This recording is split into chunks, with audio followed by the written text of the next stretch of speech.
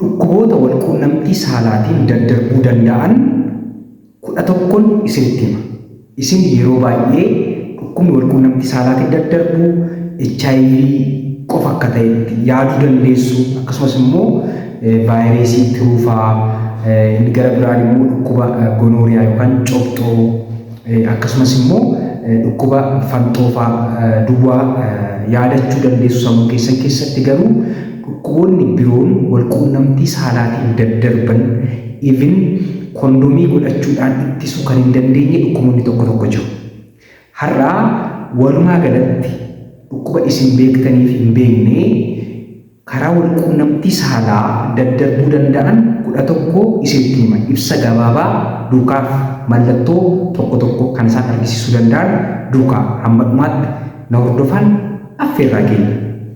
Garuu hagarraatti warri fooloo hin goone yookaan sabskiraayib gochuun maatii keenyatti hin hidhaamne sabskiraayib gochuun maatii keenyatti hidhaamaa. Odeeffannoof hubannoo fayyaa barsiisa fayyaa karaa chaanaalii kanaa daddarbuu akka isin dhaqqabuuf sabskiraayib gochuun nutti dabalamaan affeerraa keenya isa cimaadha. Har'aa kan wal duukaa ilaallu dhukkuboota walquunnamtii saalaan daddarban 11. Inni tokkoffaan akkuma isin beektanii dhukkuboota vaayirasii dhukkuboota walquunnamtii saalaan daddarban gara dhukkuba 6tu jira. Vaayirasiitiin kan dhufan jechuudha.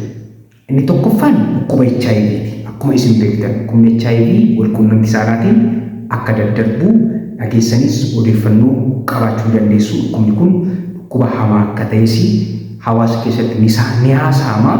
Takka qabamnee sirraa fayyuu akka hin dandeenye amma duunutti qoricha isaa fudhachuu akka qabnu namoonni odeeffannoo hubannoo ni qabaatu jedhee yaada.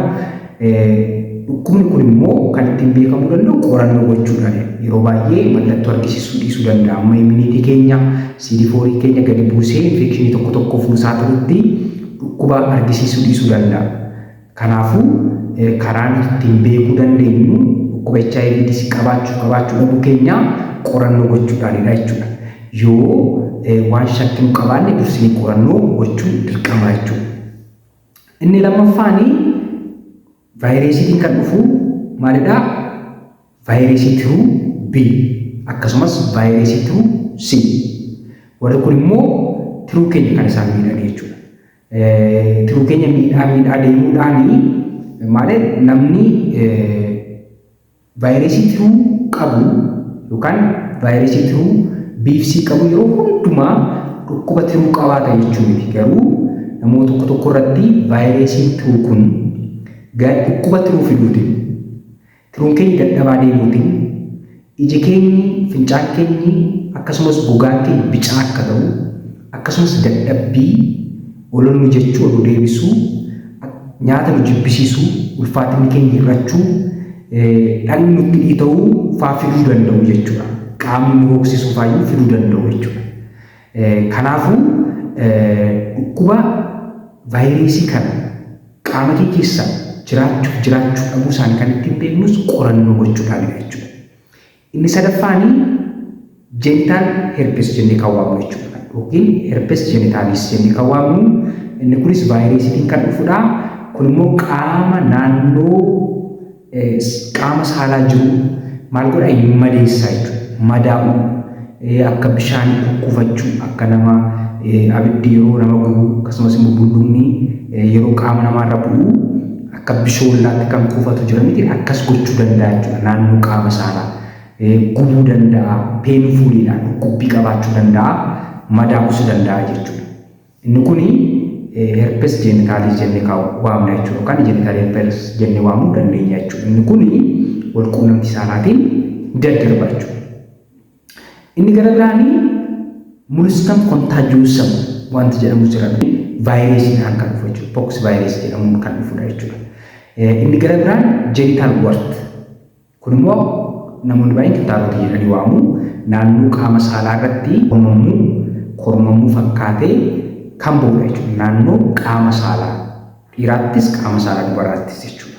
Inni kuni vaayirasiidhaan kan hin dhufu jechuudha. Kanaaf vaayirasii meeqa isinitti himee walquunnamtii saalaatiin kan daddarban HIV, hepatitis B, yookaan immoo vaayirasii tuubii, vaayirasii tuusii, jeenital herpes, inni gara biraan immoo molluscum contagiosumii fi jeenital wart yookaan kormamuu naannoo qaama saalaatti ba'u. Warri kun vaayirasii karaa walquunnamtii saalaa daddarbanidha malee vaayirasiin karaa walquunnamtii saalaa daddarbu HIV, AIDS fi vaayirasii tuu qofa miti jechuudha. Warri kunis karaa walquunnamtii saalaa daddarbuu danda'u jechuudha.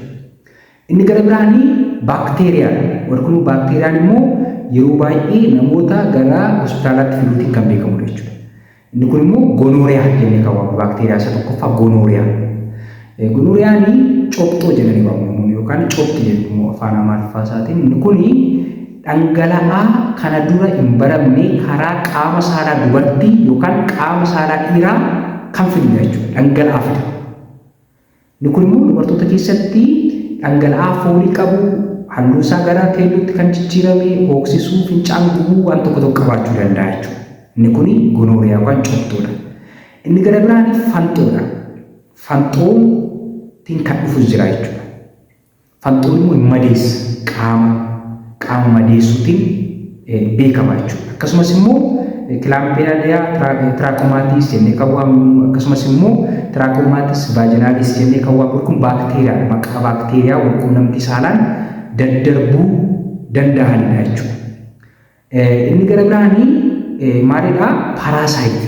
Parasaayitiin pubic lice kun immoo parasaayitiin naannoo qaama saalaatti hooksisuu fiduu danda'a, akkasumas immoo diimachuu fiduu danda'a, wantoota kana fiduu danda'a jechuudha. Pubic licenis walquunnamtii saalaatiin daddarbuu danda'a jechuudha.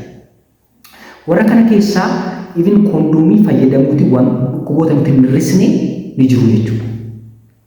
Fakkeenyaaf dhukkuba nuti hir'isuu hin dandeenye pubic lice amma kan isinitti parasaayitiin kan dhufu jechuudha.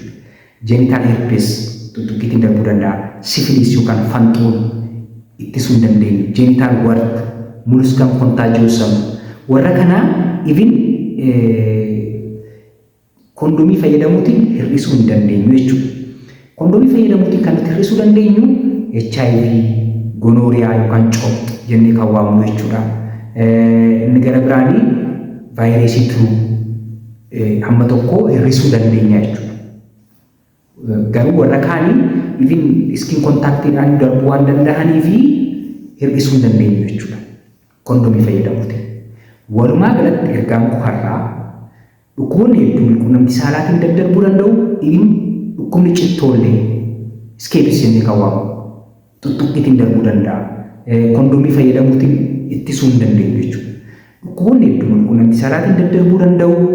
Kanaaf yeroo walquunnamtii saalaa raawwannu of eeggannoo gochuu qabna. Yoo dandeenye gaa'ela walquunnamtii saalaa gochuu dhiisu.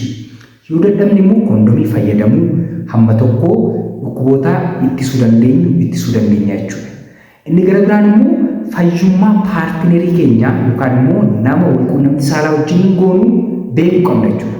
HIV firii ta'uusaa, vaayirasii tiruu qabaachuu dhabuusaa, akkasumas immoo dhukkuba fanxoo copxoof saaxilamaa ta'uusaa fi ta'uu dhabuusaa adda baasuu qabna malee dhukkuboonni kun babal'achaa jiru, hammaachaa jiru jechuudha. Kanaaf of eeggannoo guddaa gochuu qabduun ergaa kootii waan na faana turtaniif baay'ee galatooma.